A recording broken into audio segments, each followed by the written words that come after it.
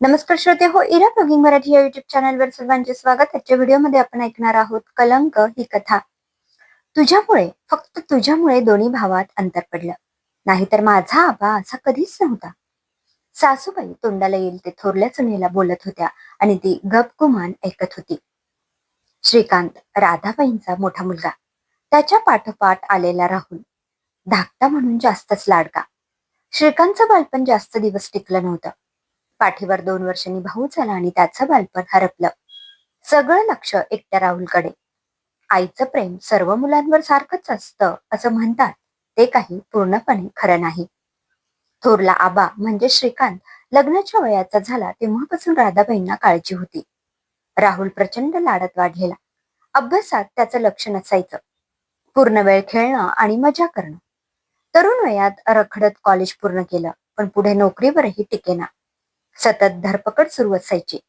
घर केवळ श्रीकांतच्या प्रामाणिक कामामुळे त्याच्या पगारावर सुरू होतं. श्रीकांतचं सुद्धा आपल्या भावावर खूप प्रेम होतं. तो कमवत असो नसो त्याला आवर्जून तो पैसे पुरवायचा. स्वतःची स्वप्न बाजूला ठेवून त्याच्यासाठी पैसे बाजूला ठेवायचा. त्यात आई वडिलांचा पाठिंबा असायचाच. श्रीकांतचं लग्न झालं आणि वसुंधरा सून म्हणून घरी आली. साधी भोळी असली तरी हुशार होती, चाणाक्ष होती. बारीक सारीक गोष्टी ती समजायची. घरात रुळायला तिला फार वेळ लागला नाही. हळूहळू तिच्या लक्षात आलं की राहुल अतिलाडामुळे आळशी झालाय. त्याला आयतं मिळायची सवय झाली. तिला ही गोष्ट खटकायची, पण नवीनच लग्न, त्यात आल्या आल्या हे सगळं बोलणं तिला योग्य वाटलं नाही. राधाबाई श्रीकांतपेक्षा राहुलचे लाड करण्यात तिची मदत घ्यायच्या. आज डब्याला मेथी बनव. आई, पण यांना मेथी आवडत नाही. डब्याला दिली तर नाराज होते. पण राहुलला आवडते ना, ते काही नाही, मेथीच बनव. वसुंधराला नवऱ्याच्या आवडीनिवडी बाजूला ठेवून गपगुमान जे सांगितलं ते करावं लागेल. आता काही बोलायला गेलं तर वातावरण बिघडेल हे ती जाणून असायची. राधाबाईंचं वय झाले असल्याने त्यांच्याकडून फारसं काही व्हायचं नाही. मग वसुंधराला पुढे करून त्यांना राहुलसाठी हवं ते तिच्याकडून ते करून घ्यायच्या. एकदा वसुंधराच्या माहेरी धोंड्यासाठी बोलावणं आलं. श्रीकांत आणि वसुंधरा दोघेही गेले. तिच्या आई वडिलांनी बरीच बोळवण करून पाठवली. श्रीकांतसाठी चांगले कपडे, वसुंधरासाठी साडी पाठवली. राधाबाई मात्र आपल्या राहुलसाठी काही आणले नाही म्हणून नाराज झाल्या. त्यांच्या बोलण्या वागण्यातून ती नाराजी दिसून यायची. तसं पाहता राहुल हा तटस्थ व्यक्ती. त्याच्यासाठी काही करायचा प्रश्नच नव्हता. पण राधाबाईंसाठी सगळ्याचा फायदा फक्त राहुलला व्हायला हवं असं वाटायचं. मोठ्या मुलाचं लग्नही राहुलच्या पथ्यावर पडावं असं त्यांना वाटे. श्रीकांत तर आपल्या भावासाठी करतच होता सगळं, पण त्याच्या बायकोनेही राहुलचे लाड पुरवावे याकडे त्यांचा कटाक्ष असे. वसुंधराची चिडचिड होऊ लागली. हळूहळू तिनेही विरोध करायला सुरुवात केली. यांना डब्याला मेथी आवडत नाही, हरभऱ्याची उसळ आवडते, मी तीच बनवणार. अगं मग राहुल कशी खाणार? सगळ्या भाज्यांची सवय हवी. यांना मेथी आवडत नाही तरी ते खातातच ना. राधाबाईंना राग यायचा. दोघींमध्ये खटके उडू लागले. राधाबाईंनी ठरवलं, राहुलचं लग्न लावून द्यावं. राहुलची बायको येऊ दे, मग तुला विनवण्या करण्याची गरज येणार नाही मला. वसुंधराला पण वाटायचं, जाऊबाई आली की तिचंही काम हलकं होईल. राहुलसाठी स्थळं बघायला सुरुवात झाली. राहुलने घरात अचानक तोफ सोडली. त्याचं एका मुलीवर प्रेम आहे आणि तो तिच्याशीच लग्न करणार. आपल्या लाडक्या मुलाचं मन कसं मोडायचं? सर्वजण एका पायावर तयार झाले. राहुलने निवडलेली मुलगी राहायला मॉडर्न, नखरेपाठ, संस्काराचा पत्ता नाही, घरकामाची बोंब. लग्न करून आली तेव्हापासून सकाळी 9 शिवाय उठायची नाही. वसुंधरा तिला बोलायला जायची तेव्हा राधाबाई मध्ये पडत. अगं तिला सवय नाही अजून. मला कुठे सवय होती? मी अशी वागले असते तर चाललं असतं. तेव्हाही असंच म्हटले असत्या का? तू सुद्धा टंगळमंगळ करायचीस बर का. वसुंधराला कामाच्या बाबतीत कधी टाळाटाळ केलेली आवडायची नाही. तरीही चुकीचे आरोप तिला ऐकून घ्यावे लागायचे. वसुंधरा तिच्या जावेला अजिबात पाठीशी घालत नसे. तिलाही कामाची सवय हवी असं तिला वाटायचं. ती अर्धा स्वयंपाक करायची. पोळ्या झाले की जाव्याला बाकीचं करायला लावे. पण राधाबाई स्वतः पुढे होऊन उरलेलं काम करून घेत. एरवी सोफा न सोडणाऱ्या राधाबाईंना आता कामाला चांगलाच जोर आलेला. वसुंधराने सगळं काम करावं आणि जावेने फक्त आराम करायचा असा राधाबाईंचा प्रयत्न असायचा. तो वसुंधरा काही यशस्वी होऊ द्यायची नाही. वसुंधरा तिच्या वाटेचं काम करायची, उरलेलं काम जावेसाठी सोडून खोलीत जायची. राधाबाई वसुंधराला बोलू शकत नव्हत्या, मग स्वतः पदर खोचून उरलेलं काम करत असायच्या. एकदा जावेची तब्येत बरी नव्हती. राधाबाई सतत तिच्या मागे पुढे. जेवण झाल्यावर ताट उचलू लागली तर राधाबाई म्हणत, अगं तुला बरं नाही, जा आराम कर, मी उचलते ताट. ते बघून वसुंधराच्या डोक्यात एकच चणक गेली. तिला तिचे दिवस आठवले. वसुंधरा तापाने बेजार होऊन अशक्तपणे बेडवर झोपून होती. तेव्हा राधाबाई 4 वेळा तिच्या खोलीत आल्या. स्वयंपाक कोण करणार? थोडा वेळ उठ आणि कर स्वयंपाक. वसुंधराला ते बघून अजूनच चिड यायची. पुढे वसुंधराला दिवस गेले. दिवस गेले असतानाही तिला घरातील कष्टाची कामं चुकायची नाही. जाऊ तिच्या नखऱ्यातच व्यस्त असे. वसुंधराचा नवरा सगळं बघत होता. आईची दोघांच्या बायकांप्रती असलेली दुय्यम वागणूक त्याच्या लक्षात येत होती.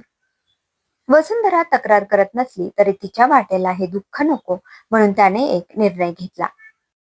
ऑफिसमध्ये कळून स्वतःहून दुसऱ्या शहरात बदली करून घेतली, जेणेकरून वसुंधराला या अशा अवस्थेत शांतता मिळेल. वसुंधरा आपल्या नवऱ्याच्या या भूमिकेमुळे खूप सुखावली. तिचा वनवास आता संपेल या समाधानाने तिने आणि श्रीकांतने घर सोडलं. इकडे राधाबाईंवर सगळा भार आला. सगळी कामं आता त्यांनाच करावी लागत. धाकल्या सुनेला सांग असं वाटे की बाई थोडीफार मदत कर, पण तिला काही बोललं तर त्यांचा लाडका राहुल दुखावला जाईल. राहुलसाठी त्यांनी सुनेचे सगळे नखरे सहन केले. त्यांना वसुंधराची आठवण यायची, पण तिची किंमत अजूनही समजायला त्या तयार नसत. उलट ती गेली म्हणजे तिनेच नवऱ्याला फूस लावली असणार, वेगळं राहायची हे त्यांच्या मनात. इकडे राहुल आपल्या बायकोला सजून धजून मिरवत असे. त्याने काहीतरी नवीन काम सुरू केलेलं.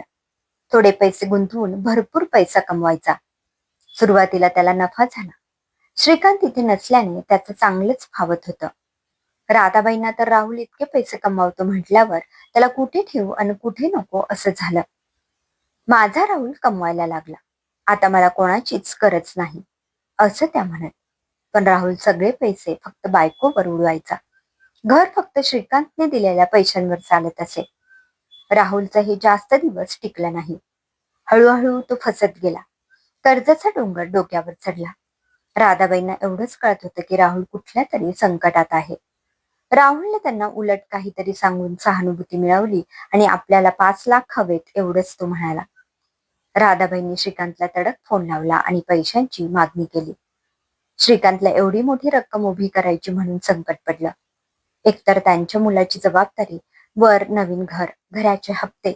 वसुंधराला हे कळलं तेव्हा तिने विचारलं, एवढी रक्कम कशासाठी लागते विचारलं नाही.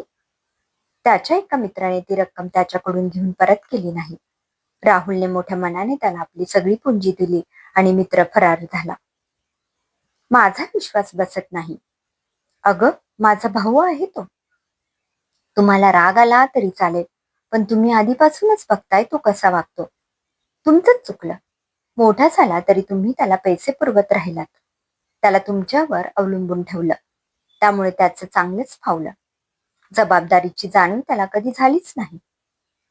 पण मग आता एक काम करा, तुम्ही नीट चौकशी करा की पैसे नक्की कशासाठी लागताय. श्रीकांतला आपल्या बायकोवर विश्वास होता. त्याने माहिती काढली. त्यातून जे समजलं ते ऐकून श्रीकांतचा संताप झाला. राहुलने बेटिंग वेबसाईटवर पैसे गुंतवले होते. त्यातून सुरुवातीला चांगली कमाई झाली. त्याची हाव वाढली आणि त्याने लोकांकडून उसने पैसे घेऊन परत त्यात गुंतवले. तो हरला आणि सगळे पैसे घालवले. श्रीकांतने वसुंधराला हे सांगितलं. मी म्हटलं होतं ना, असं असूनही त्याने आईंना किती खोटं सांगितलं. पण मग आता त्याला अजिबात पैसे देऊ नका. उलट त्याला बजावून सांगा की हे पैसे तुलाच कष्ट करून कमवावे लागतील आणि फेडावे लागतील. तेव्हा त्याला त्याची किंमत कळेल. आपला भाऊ सुधारावा म्हणून श्रीकांत हे पाऊल उचलायला तयार झाला. त्याने घरी कळवलं तसं राधाबाईंचा संताप झाला. त्या श्रीकांतला नको नको ते बोलून गेल्या. हे सगळं वसुंधरामुळेच घडतंय हा शिक्का त्यांनी वसुंधरावर मारला. काही महिने उलटले. सणाचा दिवस होता. श्रीकांत आणि त्याची बायको घरी गेले. त्यांचं स्वागत तर झालं नाहीच, पण राहुल आणि राधाबाई पूर्ण वेळ फुगून बसलेले. राहुलचा विषय निघाला तेव्हा श्रीकांत म्हणाला, आई तो काय करतोय याकडे लक्ष द्यायला हवं.